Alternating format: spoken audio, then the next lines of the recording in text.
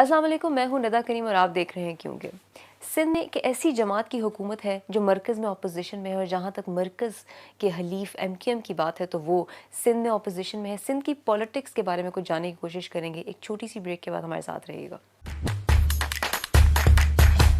हमारे साथ मौजूद हैं बैरिस्टर मोहम्मद अली ख़ान सैफ साहब जो कि सीनियर सेनेटर MQM है। बहुत शुक्रिया सैफ साहब फॉर गिविंग अस टाइम।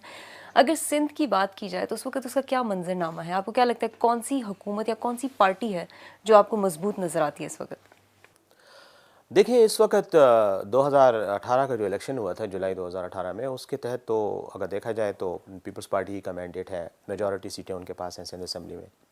और उसके अलावा एक कॉलिशन है GDA, जिसमें कई पार्टियां हैं और इंडिविजुअली अगर पार्टियों को देखा जाए तो उनकी तो इतनी अक्सरियत नहीं है, लेकिन बहरहाल इज्तिमाई तौर पर वो एक अपोजिशन बना कर बैठे हुए हैं। मुत्तहिदा कौमी मूवमेंट जो मेरी पार्टी है, हमारी भी वहाँ पे 20 के करीब सीटें हैं। अब जो सिचुएशन है उस लिहाज से अगर आप सिंध असेंबली में नंबर ऑफ़ सीट्स के हवाले से देखें तो peoples party is the strongest party. Politically मंजरनामा जो है वो ये है कि लोग नाखुश हैं और लोगों की नाखुशी भी एक अजीब सा वो है मैं इसको कहूँगा कि एक इस्तिलाह है कि अगर देखा जाए तो इन्हीं लोगों ने पीपल्स पार्टी को वोट दिए, ठीक है, तो इसका मतलब है कि वो नाखुश नहीं है, और या उनको सही तरीके से अपने राय की इजहार का मौका नहीं दिया गया। दो ही बातें हो सकती हैं। दूसरी तरफ करप्शन के इल्ज़ाम सिंध हुकूमत पे बहुत ज़्यादा लग रहे हैं और इसमें शक भी नहीं है कि सिंध के अंदर जो तरक्याती काम है और फलाही काम है वो बहुत बुरी तरह से मुतासर हैं। मेरे ख़्याल में ये बात इससे इनकार करना शायद पीपल्स पार्टी के लिए भी मुनासिब नहीं जी, होगा। इतना तकसीम होने के बाद आपको लगता है आज भी MQM ट्रू रिप्रेजेंटेटिव है मुजाहिरों की? देखें MQM तकसीम पहले भी हुई है, पहले भी MQM पर इस तरह के हालात और आजमाइशें आई हैं और MQM को दबाने की कोशिश की गई, लेकिन MQM हमेशा से फिर निकल के आ जाती है। तकसीम की अगर आपने बात की तो पार्टियों में हर पार्टी में धड़े बनते हैं। उसूली बात ये देखनी चाहिए सियासत में कि क्या वो धड़ा जो बना है वो पार्टी पे ओवरऑल कितना असरअंदाज हुआ है। तो मेरे ख़्याल में अगर आप इन धड़ों को जो मौजूदा हैं उनमें एक महाजर कौमी मूवमेंट है जो बहुत पहले अलग हुए थे, उनकी कोई रिप्रेजेंटेशन कहीं नहीं है। जब भी इलेक्शन में हिस्सा लेते हैं हार जाते हैं। चंद 100 लोग उनके पास ज़रूर हैं और हर पार्टी में होते हैं। दूसरी तरफ जो है वो मुस्तफ़ा कमाल साहब की पाक सरज़मीन पार्टी है, तो उसको भी आप देख लें इलेक्शन रिज़ल्ट जो उनका निकला। तो इसलिए इस तरह के धड़ों का बनना मैं समझता हूँ ये एक नेचुरल प्रोसेस है, ये हर सियासी पार्टी में तो होता ऐसे है। में आवाम कंफ्यूज नहीं हो जाती? आपको क्या लगता है कराची अगर सिंध की पूरी ओवरऑल सिचुएशन की बात की जाए किस धड़े के पीछे खड़ी है, किसको अपना नुमाइंदा मानती है?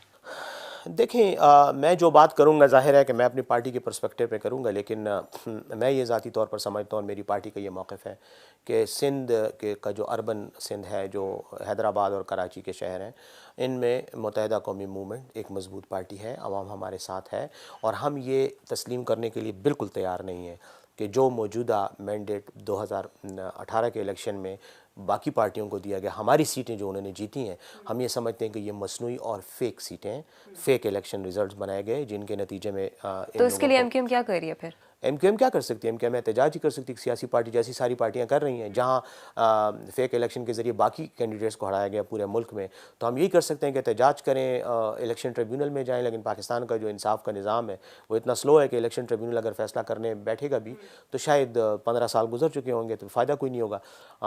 लेकिन हमारे केसेस पेंडिंग हैं, हर जगह जहाँ पर हम कानूनी तौर पर जा सकते थे हम गए हैं। लेकिन इसमें कोई शक नहीं है कि हमारी सीटें कराची में चुराई गई हैं और किसी और को दी गई हैं। इस पे मजीद बात करेंगे एक छोटी सी ब्रेक के बाद, हमारे साथ रहिएगा। सैफ साहब, जनरल परवेज़ मुशर्रफ के दौर में MQM को एक मौका मिला टू रीऑर्गेनाइज इटसेल्फ, माली तौर पे अपने आप को उन्होंने मजबूत किया। आपको लगता है कि उसका असर आज भी है कहीं ना कहीं? देखें, जनरल परवेज़ मुशर्रफ साहब ने कराची को डेवलप करने के लिए बहुत कोशिश की, बहुत ज़्यादा फंडिंग दी गई और फंडिंग के देने में जो तरीक़ाकार था उसको आसान बनाया गया ताकि ये जो ब्यूरोक्रेटिक हर्डल्स होते हैं वो कम से कम हो। कराची में उस वक़्त MQM की हुकूमत थी, लोकल गवर्नमेंट थी और हमारे नाज़िम थे, हमारे नायब नाज़िम भी थे, तो वहाँ पर MQM ने काम किया और MQM उस वक़्त बतौर तंजीम, बतौर सियासी पार्टी उन कामों में इन्वॉल्व थी।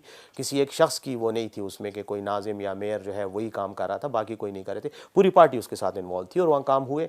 और मैं समझता हूँ कि अगर कराची की पूरी हिस्ट्री को आप ज़रा एनालाइज़ कर लें तो कराची में जितने तरक्याती काम उन दिनों में उसके बाद तो हुए ही नहीं है।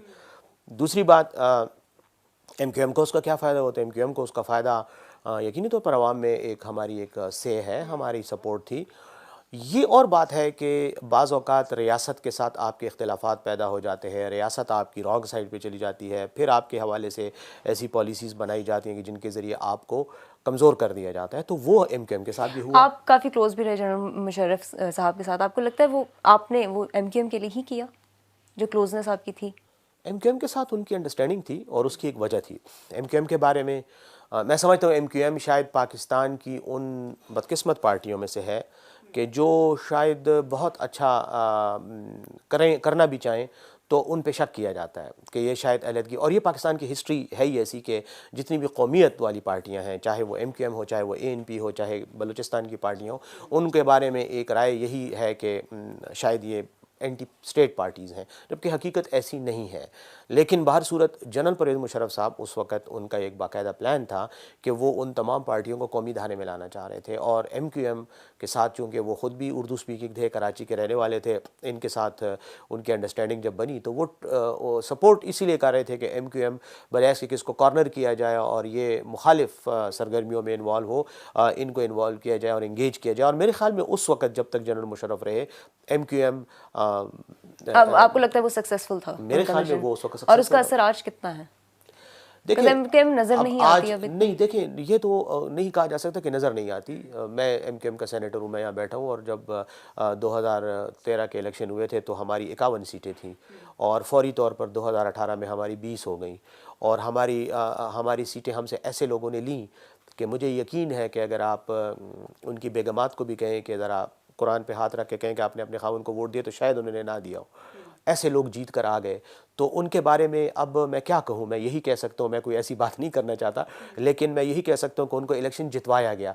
अब अगर आप उसको पैमाना बनाकर कह रही हो, कहें कि जी MQM वाइप आउट हो गई है, तो मेरे ख्याल में वो गलत बात होगी, क्योंकि एक ज़माना था जब पीपल्स पार्टी के पास शायद 13 या 12 सीटें थीं कौमी असम्बली में, और उससे पहले उनकी मेजॉरिटी थी, फिर बाद में 13 सीटें दी गई, और बाद में जब आए तो फिर उनकी वज़ीर आज़म बनी।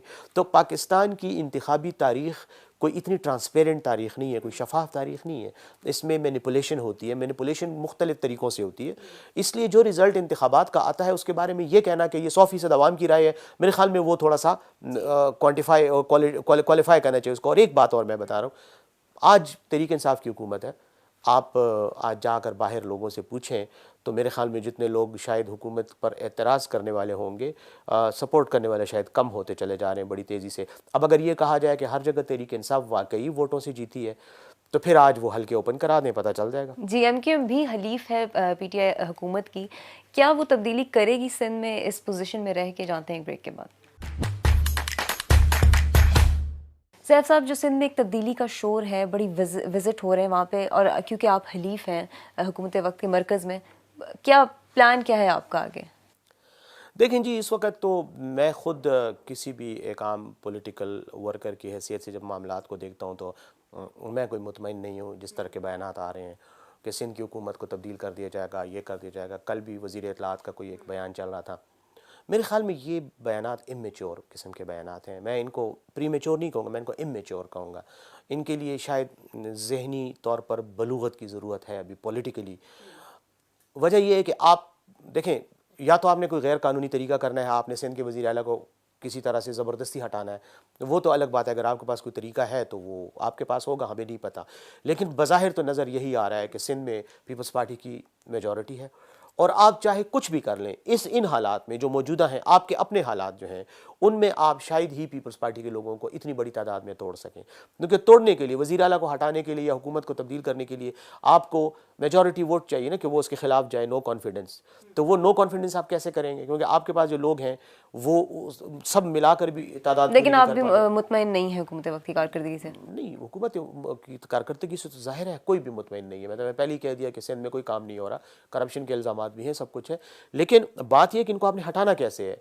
हटाने के लिए एक ही रास्ता है कि आप नो कॉन्फिडेंस मूव करें। नो कॉन्फिडेंस अगर आप करेंगे, आपको वोट नहीं है, ठीक है, तो आप फेल हो जाएंगे, और अगर आप फेल हो गए तो उनको इखलाकी और सियासी फतह हासिल हो जाएगी, वो मजीद वही करना शुरू कर देंगे जो कर रहे हैं। दूसरा रास्ता है गवर्नर रूल का, आर्टिकल 234 के तहत, वो भी एक मेरे ख्याल में गैर आईनी रास्ता है। और जब ये बातें हो रही थी तो मैंने ये दुनिया टीवी पे एक प्रोग्राम में मैंने ये कहा था कि अगर ऐसा हुआ तो सुप्रीम कोर्ट उसको उड़ा देगी, और अगले ही दिन सुप्रीम कोर्ट की चीफ जस्टिस ने कहा कि हम ऐसी किसी चीज़ को अप्रूव नहीं करेंगे, क्योंकि वो एक मतलब लॉजिकल रास्ता नहीं। तो और इनके पास कोई रास्ता है नहीं, लेकिन बयानात दे रहे हैं, तलखी में इजाफा करें। तो मैं समझता हूँ हम हलीफ होने के बावजूद एतराज़ ये करते हैं कि अगर एक काम नहीं कर सकते तो फिर उसके दावे भी ना करो। जब करने की पोजीशन में आ जाओगे तो कर लोगे फिर। जी, before ending the show Ali Raza Abdi के बारे में कुछ जानना चाहेंगे। Ali Raza Abdi very close member of MQM, आपको लगता है कहीं ना कहीं उनको हटाने का जो प्लान था, उनका मर्डर लंदन से इशू किया गया था? क्योंकि उनकी डेथ के बाद कुछ वीडियोस आई, ऑल्दो काफ़ी पुरानी थी। हाँ, देखें, बात यह है कि वीडियोस की बुनियाद पर या इस तरह की बुनियाद पर कोई राय कायम करना मेरे ख़्याल में मुनासिब इसलिए नहीं है, कानूनी तौर पे भी नहीं और इखलाकी तौर पे भी नहीं है। उसकी वजह यह है कि देखें, अब बात यह है कि अली रज़ा आब्दी एक तो MQM जो हमारी MQM है इस वक्त पाकिस्तान, इससे अलहदा हो चुके थे, ठीक है।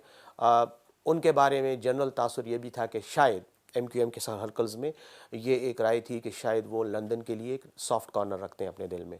ये भी कहा जाता था वो यूनाइट करना चाहते हैं। हाँ, यूनाइट करने के लिए तो बहुत से लोग कोशिश कर रहे थे कि साथ हों, लेकिन ये सॉफ्ट कॉर्नर वाली बात थी। अब जब ये सिचुएशन आ जाती है तो उस सिचुएशन में ये कहना कि उसको लंदन ने मरवाया होगा, मेरे ख्याल में इलॉजिकल सी बात है। वो लंदन को क्या फ़ायदा होता? लंदन ने अगर मरवाना ही था तो किसी ऐसे बंदे को मरवाते जो उनके खिलाफ बोल रहा होता। कई हैं जो, क्योंकि खबरें ये भी थी कि वो पाकिस्तान पीपल्स पार्टी को सपोर्ट करने जा रहे हैं। तो अगर वो कर भी लेते तो क्या फ़र्क पड़ता? पीपल्स पार्टी को सपोर्ट करने, देखें MQM के जितने भी MNAs या लोग हैं जो दूसरी पार्टियों में जाते हैं, एक बात जहन में ज़रूर रखें, इनकी अपनी कोई ज़ाती हैसियत नहीं है। इनके 100-200 वोटों से ज़्यादा अपने अपने वोट नहीं होते, सारे वोट पार्टी के वोट होते हैं। तो अली रज़ा आब्दी भी अगर MNA इलेक्ट हुआ था तो वो पार्टी के ज़ोर से हुआ था। अगर वो ख़ुद चला जाता किसी भी पार्टी में, चाहे PSP में जाता, PPP में जाता या PTI में जाता, तो यही 200-250 वोट जो उसके अपने दोस्तों के या फैमिली के थे वही उसके साथ जाते। इससे ज़्यादा तो हमें कोई फ़र्क ना पड़ता, किसी पार्टी को ना पड़ता। तो मैं नहीं समझता कि पीपल्स पार्टी में जाने की वजह से उनको हटाया गया। देखें, इसकी एक और वजह भी हो सकती है, सियासी से ज़्यादा ये सेक्टेरियन भी हो सकता है, क्योंकि अली रज़ा आब्दी का ताल्लुक अहले तशरीत के साथ था और वो ज़रा एक्टिव भी थे इस मामले में पॉलिटिकली। तो हो सकता है कि उनको उस कॉन्टेक्स्ट में हिट किया गया हो, या कोई और वजह भी हो सकती है, तफ्तीश से सामने आ जाएगी। लेकिन इस वक्त मैं इसके बारे में कोई ऐसा जी, just last question from you, आपको लगता है कि MQM सिंध की एक शहरी पार्टी होकर रह गई है? MQM पहले भी सिंध की शहरी ही पार्टी थी। हमारे हमारा जो वोट बैंक था वो कराची, हैदराबाद और मीरपुर ख़ास और इन शहरों में ही था। सखर में कुछ से भी हमने सीटें जीती हैं। इसलिए मैं ये नहीं समझता कि MQM को जो है वो अर्बन सिंध की पार्टी ही है और अर्बन सिंध ही की पार्टी रहेगी। कोशिश हमारी है कि इसको और जगहों में भी किया जाए, लेकिन MQM के नज़रिए के साथ चलने वाले जो एक ख़ास मिजाज है वो आपको शहरों में ही मिलेगा। वो आज भी है, वो आज बिल्कुल है, हम तो ये समझते हैं आज है। जी, बहुत शुक्रिया सैफ साहब फॉर जॉइनिंग अस। अगले प्रोग्राम तक के लिए इजाज़त दीजिए। अल्लाह हाफ़िज़।